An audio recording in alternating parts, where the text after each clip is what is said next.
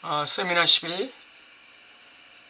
오늘은 98페이지 3번부터 들어가겠습니다.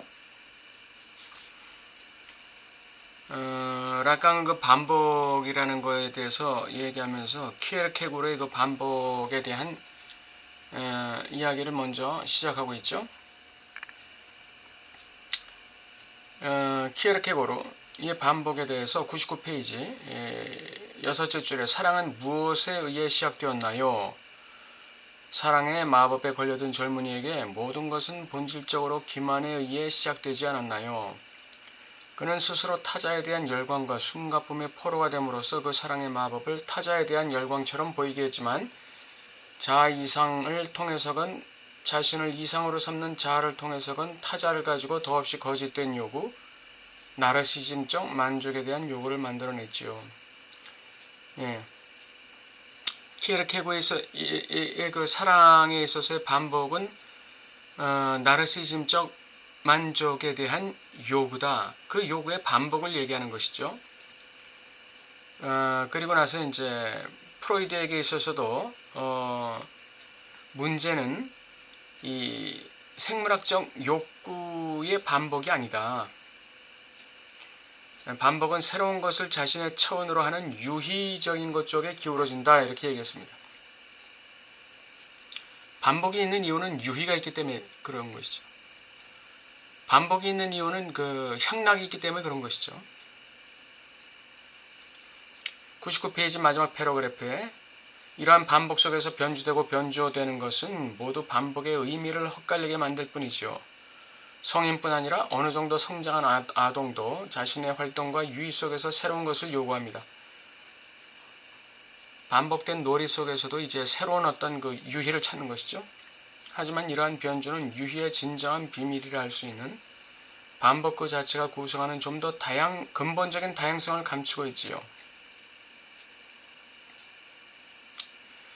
가령 유아가 인간 존재로 형성되는 순간에 그 첫 반응으로 항상 똑같은 동화를, 그것도 항상 의례적인 방식으로, 다시 말해 토시 하나 틀리지 않고 똑같이 이야기해달라고 졸라댈 때의 반복을 생각해 봅시다. 이야기의 세부 사항들을 넘어서 한결같은 것을 요구한다는 것은 그 기억행위 속에서는 시니피앙의 시련이 결코 시니피앙스 그 자체의 우위를 의미할 수 있을 만큼 정교하지는 못할 것이란 뜻입니다. 따라서 의미 효과들을 변주하며 시니피앙스를 전개하는 것은 그 시니피앙스를 회피하는 것처럼 보입니다. 이러한 변주는 시니피앙스의 행위를 놀이로 변형시키고 쾌락 원칙의 관점에서 보았을 때 행복한 방출이라 할 수 있는 것을 거기에 부여하면서 시니피앙스의 목표물을 망각시킵니다. 아이들이 어떤 놀이를 할 때도 마찬가지고 어떤 이야기를 들려달라고 요구할 때도 마찬가지고 그 똑같은 이야기를 계속해서 매일같이 들려달라고 얘기하는 그 아이의 반복된 행위 속에는 무엇이 있을까요? 거기에는 바로 유희가 있는 것이다. 이런 얘기입니다. 라깡의 그 반복의 의미는 여러 가지가 있지 않습니까? 그 심층적인 반복이라는 의미의 심층적인 다양성이 유희에 가려진다. 이것이죠. 유희에 가려진다. 어린 아이의 경우도 그렇고 어른도 그렇고 이 반복이라는 것은 어떤 그 심층적인 다양한 의미를 가지고 있어요. 그것은 자신의 실제를 만나려고 하는 반복된 행위일 수도 있고 실제의 회귀의 반복일 수도 있고 어떤 상징화를 이루어내기 위한 반복일 수도 있고 그렇죠. 그런 여러 가지 반복의 그 심층적 의미가 다양한 의미가 있는데 그런 것들이 이 유희에 의해서 가려진다는 것입니다. 프로이드는 그 손자가 했던 그 포르투다 놀이 이걸 포착하고서 이러한 그 반복의 의미를 캐치하고 있죠. 100페이지의 중간에 그 포르투다 놀이가 의미하는 것은 뭡니까? 자, 상실된 것은 누구죠? 엄마가 상실된 것이죠. 엄마가 상실했다는 것은 사실 주체가 자신을 상실했다는 걸 의미하는 것입니다. 그럼 그 주체를 대신하는 것이 무엇이죠? 실패꾸러미가 되는 것이죠. 이 실패꾸러미가 상징물입니다. 이것이 하나의 이 엄마라는 대상을 상징하는, 엄마라는 표상을 대리하는 것이기도 하지만 주체 자신을 대리하는 것이기도 하죠. 그래서 엄마의 그 상실을, 실패꾸러미를 밀었다가 다시 끌어당겼다가 하는 그 포르투다 놀이를 통해서 엄마의 상실을 상징화하는 것이죠. 다시 말하면 주체의 상실을 상징화하는 것입니다. 주체의 상실을 상징화한다. 엄마가 사라졌다는 것은 주체에게는 굉장한 트라우마죠. 굉장한 충격이죠. 그런 트라우마를 지금 주체는 자신을 상실하는 것으로 받아들이고 있는 것입니다. 자신을 상실하는 것으로 받아들이면서 그 상실을 어떻게 처리하고 있죠? 반복적인 포르투다 놀이를 통해서 그 주체의 상실을 상징화하고 있는 것입니다.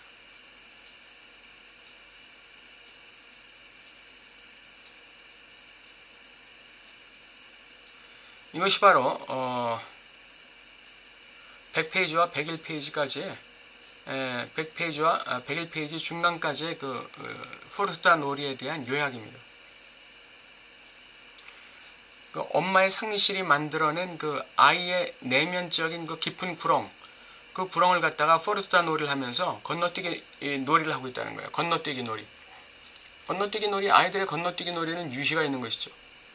그 유희가 일종의 그 주체의 그 상실이라는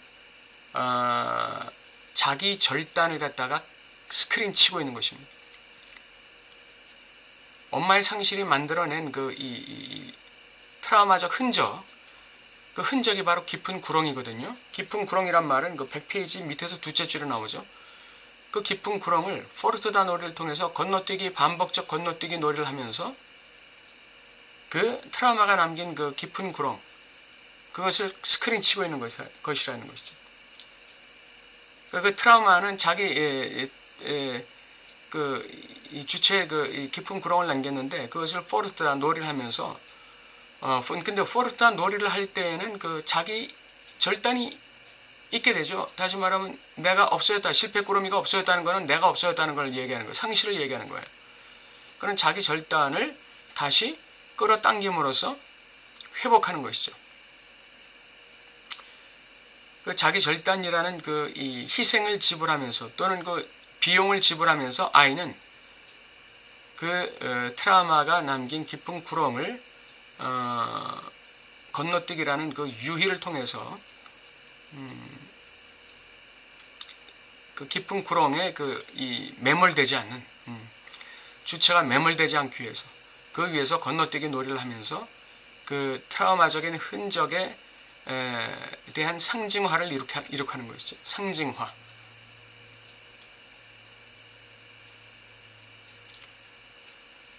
이 실패꾸러미가 바로 여기서 대상 A다 이렇게 얘기합니다.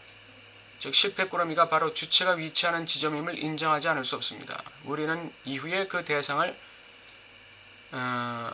락강의 대수학 용어로 소문자 A라고 부를 것입니다.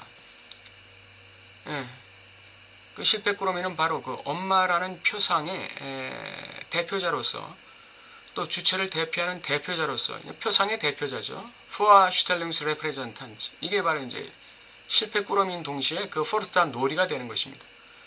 그 포르투다 놀이는 바로 엄마의 상실을 엄마라는 표상의 대표자로서 또 주체라는 표상의 대표자로서 포르투다 놀이를 통해서 자신의 상실을 극복하는 놀이이죠. 거기에는 유희가 있었고 상징화가 있었다. 이렇게 얘기할 수 있습니다.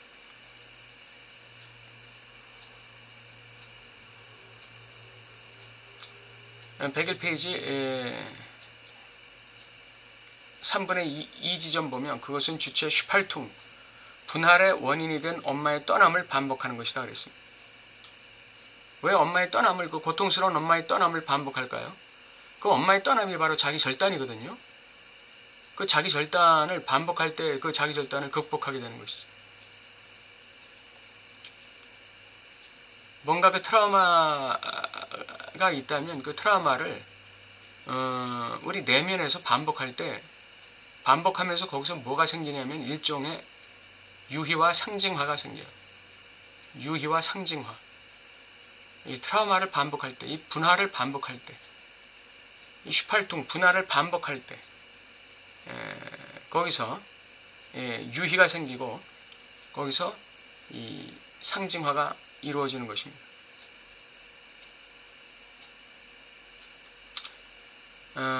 밑에서 7째 줄 보면 본질적으로 이 놀이가 겨냥하는 것은 표상된 것으로서 거기에 존재하지 않는 어떤 것이죠.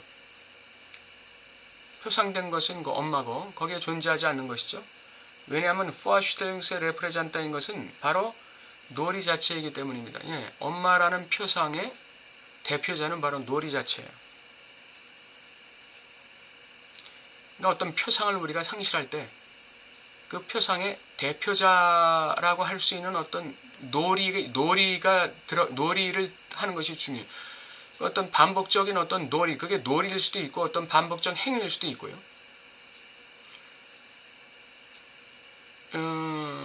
예를 들어서 연인이 있는데 사랑하는 사이였는데 어쩔 수 없는 이유로 인해서 불가피하게 연인이 헤어지게 되었어요.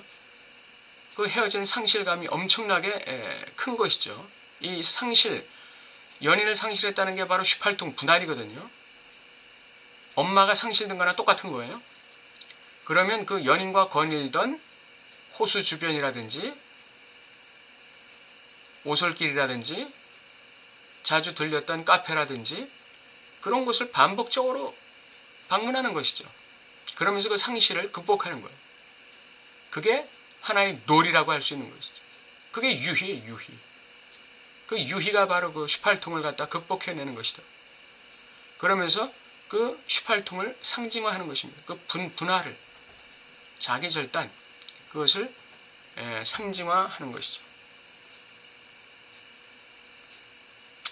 만일 이 엄마의 대표자가 결여된다면 이 엄마라는 표상, 이거는 어떻게 될까요? 이건 이제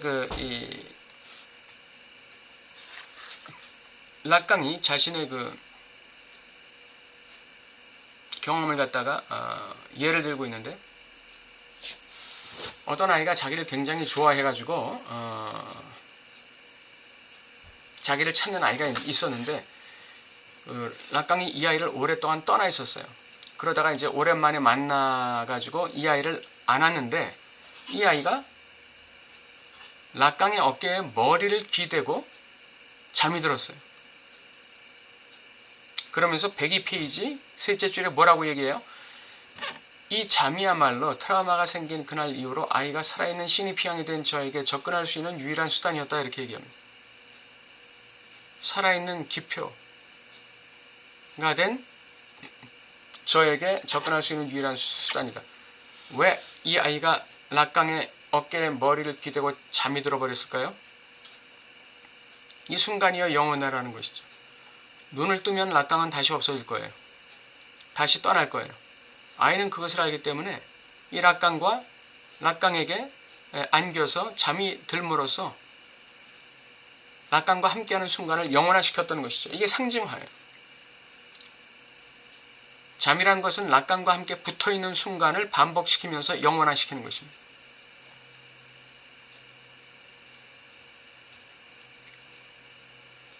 우리가 어떤 상실을 영원화시키는 방법은 바로 그 상실을 반복하는 것입니다. 상실을 영원화시키는 방법은 그 상실을 반복하는 거예요.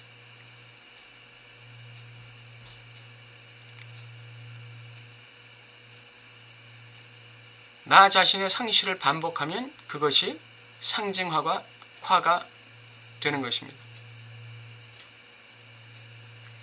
나 자신에 대한 상실, 이게 그 실제거든요. 이 실제를 반복할 때, 이 실제와의 만남을 반복할 때 우리는 실제를 극복할 수 있어요. 102페이지 두 번째 패러그래프.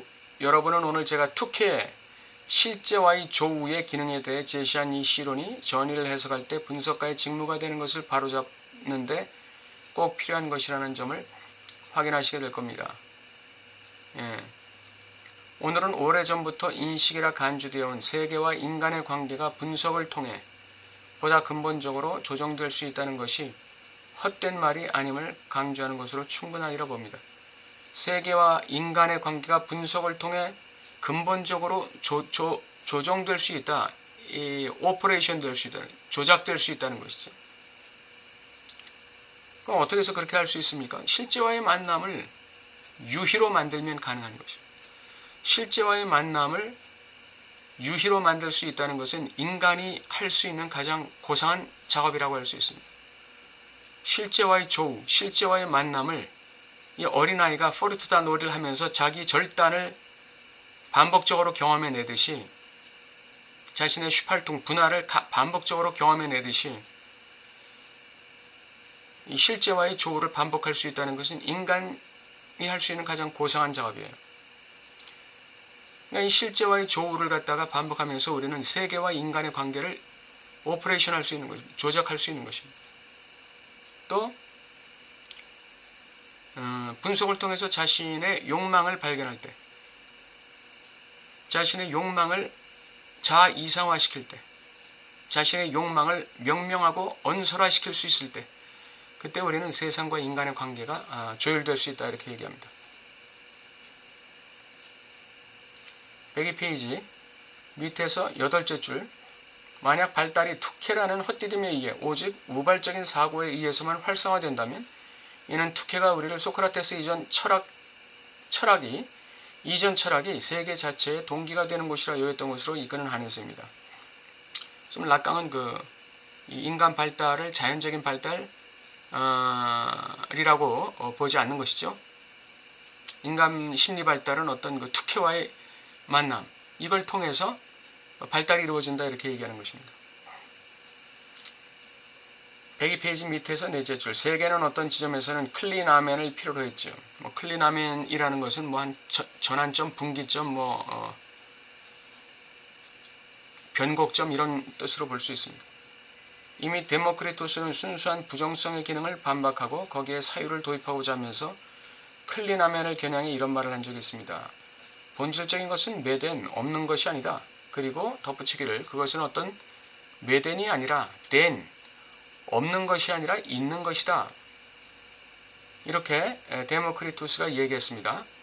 이는 제 여제자 하나가 철학의 시원적 단계라 불렸던 때부터 이미 하이데거의 시대와 똑같이 어휘의 조작이 이루어졌다는 사실을 보여주지요. 덴이라는 그리스도 신조어인데 데모크리토스가 엔, 하나라는 말을 쓰지 않은 것은 온, 존재에 대해 말하지 않기 위해서입니다. 그렇다면 무엇라고 말했을까요? 그는 오늘 제가 제기한 것과 같은 관념론에 대한 질문에 답하면서 아래와 같이 말했죠. 아마도 아무것도 없는 것일까? 아마도 아무것도 없는 것이 아니라 아무것도 없는 것이 아닌 것이리라. 소위 말하는 데모크리토스의 된 이론이죠. 데모크리토스의 된 이론은 없는 게 아니라 있는 것이다. 그러니까 없는 것이라는 것은 여기서 없는 것이라는 이 매된의 뜻을 우리가 알아야 됩니다. 없는 것이라는 것은 제로가 아니에요. 제로가 아니라 마이너스라는 것입니다. 그러니까 0보다 못한 것이죠. 0은 무잖아요. 없는 것이잖아요. 0, 무, 아무것도 없는 것입니다. 이 아무것도 없는 것이 아니다. 그 매된이라는 거, 이건 없는 것이라는 뜻은 아무것도 없는 게 아니다. 있는 것이다 이런 얘기죠. 없는 거, 그거는 아무것도 없는 게 아니라 있는 것이다. 뭐가 있는 것입니까? 마이너스가 있는 것이다 이런 얘기죠. 괴려가 있는 것이다. 아무것도 없는 것이 아닌 것이리라. 그 말은 무슨 말이죠? 있는 것이다 이거죠. 매된이란 뜻은 댄이다 이거죠. 매된이라는 것은 댄이다. 있는 것이다. 아무것도 없는 것은 0이란 뜻이 아니라 0보다 못한 것이다. 0보다 못한 게 있는 것이다. 이게 댄 이론이죠. 그 결여, 그 분할, 자기 절단, 간극, 균열, 이 지점이 바로 매된이라는 거예요. 이게 없는 것의 지점이 되는 것이죠. 이 없는 것의 지점에 들어가야 거기서 댄이 있다는 것이죠. 그 없는 것의 지점에 들어갈 때 우리는 거기서 댄, 즉 있는 것을 발견할 수 있다. 또 있는 것을 만들어낼 수 있다. 이것이 댄 이론입니다. 103페이지 질의응답. 프랑스와즈 돌터가 이렇게 얘기해요. 저는 서너 살 이전에 지능이 형성되는 것을 단계들이라는 개념 없이 어떻게 설명할 수 있는지 이해가 안 됩니다. 저는 절단의 위협들에 맞서기 위한 거세를 가려주는 방어적인 환상들과 관련해서는 단계들을 참조할 필요가 있다고 생각한다. 그러니까 락강이 하는 대답은 소위 자연적 성숙이라는 거짓 개념을 참조해서는 안 된다. 그러면서 소위 단계들은 거세 불안을 중심으로 조직됩니다. 그랬어요. 거세 불안을 중심으로 조직됩니다. 그러면서 성욕을 도입하는 교접 행위는 트라우마를 일으키며 발달을 조직하는 기능을 가지고 있다 그랬습니다. 성욕을 도입한다는 것은 섹스를 도입한다는 게 아니라 섹슈얼리티를 도입한다는 것이죠. 섹슈얼리티는 뭡니까? 나르시즘적 자기 만족을 얘기하는 것이죠. 나르시즘적 자기 만족을 요구하는 모와 관계는 반드시 거기에 뭐가 있다는 거예요? 흠집이 생긴다는 것이죠. 흠집. 이게 발달을 가져온다는 것입니다. 이 흠집이 바로 매댄이 아닙니까? 없는 거 아닙니까? 이게 결여 아닙니까? 그것이 발달, 즉 댄을 가져온다는 거예요. 데모크리스토스의 댄 이론에 의하면. 그러니까 흠집이 발달을 가져온다는 얘기죠. 그 흠집이라는 것은 바로 그 거세 불안으로 설명하고 있는 것이죠. 그 104페이지에 거세 불안은 발달의 모든 단계를 관통하는 한 가닥의 실과 같습니다. 그것은 엄밀한 의미에서 거세 불안이 도래하기 이전에 존재하던 관계들을 조율합니다. 젖대기 대변 가리기. 거세 불안은 잘못된 만남을 중심으로 하는 어떤 변증법 속에서 각각의 계기들을 응결시키지요. 이 잘못된 만남이라는 게 바로 흠집 아닙니까? 단계들이 일관성을 가질 수 있다면 이는 그 단계들이 잘못된 만남, 즉 불길한 만남이라는 관점에서 등록될 수 있기 때문입니다. 아까 나왔듯이 그 흠집, 잘못된 만남을 잘못된 만남이라는 건 그 흠집이 있는 만남이죠. 핵심이 되는 잘못된 만남은 성적인 수준에 있죠. 섹슈얼리티 수준에 있다는 거예요. 만족의 수준에 있다. 그러니까 만족이 결여됐다는 것이죠. 만족이 좌절됐다. 이는 거세 불안으로부터 성적인 색채가 흘러나와 그 단계들을 물들였다는 뜻이 아닙니다. 반대로 이러한 감정이입이 일어나지 않기 때문에 트라우마와 원장면에 대해 말할 수 있다는 겁니다. 이 락강이 자신의 거세 불안을 중심으로 이 발달 단계가 조직된다는 것을 그 세 가지 차원으로 얘기했죠. 소위 말하는 결의의 3단계입니다. 또는 거세의 3단계라고도 할 수 있습니다. 첫째는 좌절, 둘째는 박탈, 셋째는 거세죠. 첫째의 좌절은 모와 관계에 있어서 아이의 좌절이에요. 그러니까 그 만족의 좌절이죠. 엄마가 잘 하던 엄마가 어느 날 갑자기 불친절하고 소리 지르고 손길이 거칠고 자기를 대하는 게 아주 마음에 안 들어요. 불만족스러워요. 이때 아이는 좌절을 느끼게 되는 것이죠. 이 아이가 좌절을 느끼면서 이 좌절이 바로 매댄이에요. 이게 바로 없는 것이에요. 이게 결여고 균열이고 자기절단이고 이게 상실 아닙니까? 이게 좌절이라는 상실감, 좌절이라는 휘팔통, 분할, 분열. 이 좌절을 느낄 때 이 아이가 캐버이라는 그 질문을 하게 되는 것이죠. 당신은 도대체 나에게 무엇을 원하십니까? 그렇게 되면서 이 질문은 다시 자기에게로 회귀하는데 어떻게 회귀한다고 그랬죠? 그럼 나는 도대체 무엇을 욕망해야 되지? 이렇게 캐버이라는 질문이 회귀한다고 그랬죠. 주체에게로 회귀한다고 그랬어요. 그러면서 주체가 거세 과정을 밟는 것이죠. 둘째로 박탈이라는 게 있는데, 박탈은 엄마나 아이의 이 무의식 속에 있는 하나의 그 상상적 아버지가 엄마를 뺏는 것이죠. 아이를 뺏는 것입니다. 엄마에게는 아이를 상징적 팔로 쓰인 아이를 뺏는 것이고, 아이에게는 엄마를 박탈하는 것입니다. 아이로부터 엄마를 박탈하는 거예요. 이게 이제 박탈인데, 이러한 박탈이라는 그 상실을 경험하면서 아이는 그 상실을 메울 수 있는 어떤 다른 것을 찾게 되는 것이죠. 엄마를 상실하면서 그 상실된 엄마를 메울 수 있는 어떤 것을 다시 찾게 되는 것입니다. 이게 바로 욕망 아닙니까? 욕망의 주체가 되어가는 과정이죠. 우리의 삶 속에 많은 박탈이 일어나는데, 이 상실이 일어나는데, 이런 상실이 일어날 때 우리는 그 상실된 이 구멍을 채우기 위해서 욕망을 발휘하는 것이죠. 욕망을 발현하지 않으면 그 상실된 자리에서 그냥 무너지는 인생이 되는 것이죠. 그래서 우리가 박탈을 경험할 때 인생에서 어린아이뿐 아니라 성인이 된 우리들도 인생에서 경험하게 되는 이 박탈, 상실의 순간을 오히려 새로운 어떤 더 의미 있고 가치 있는 걸로 채우는 욕망으로 변화시켜야 돼요. 이게 이제 박탈이 주는 교훈이죠. 이 박탈도 매댄이 없는 거예요. 그러나 이 박탈을 경험해야 이 있는 것을 욕망하게 되는 것이죠. 또 그 안에 이미 있는 것이 있는 거예요.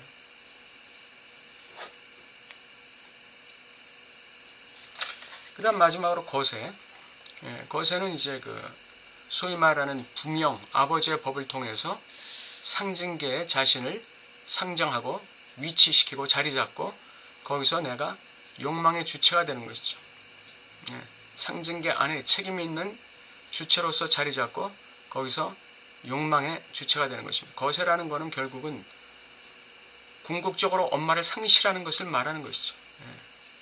일시적으로 엄마를 뺏기거나 뭐 이러는 게 아니고 그냥 아이의 영원히 엄마가 상징적 존재가 아니라 이제는 실제가 되어버리는 것이죠. 거세.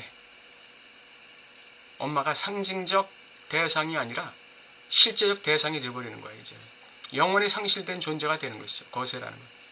그래서 내가 엄마를 상실한 그 상실감을 보충하기 위해서, 메우기 위해서 이 세상이라는 상징계 속에서 끊임없는 욕망의 변증법을 돌리는 주체로 상징계의 자기를 위치시키는 것, 이것이 거세의 단계가 됩니다. 이 결의의 3단계, 이것이 거세 불안이에요. 이 거세 불안을 중심으로 그러한 주체의 매든의 체험 또는 분할의 체험, 자기 절단의 체험, 불만족의 체험, 결의의 체험을 통해서 발달한다. 이게 라깡이 얘기하는 것이죠. 오늘은 104페이지까지 마쳤습니다. 감사합니다.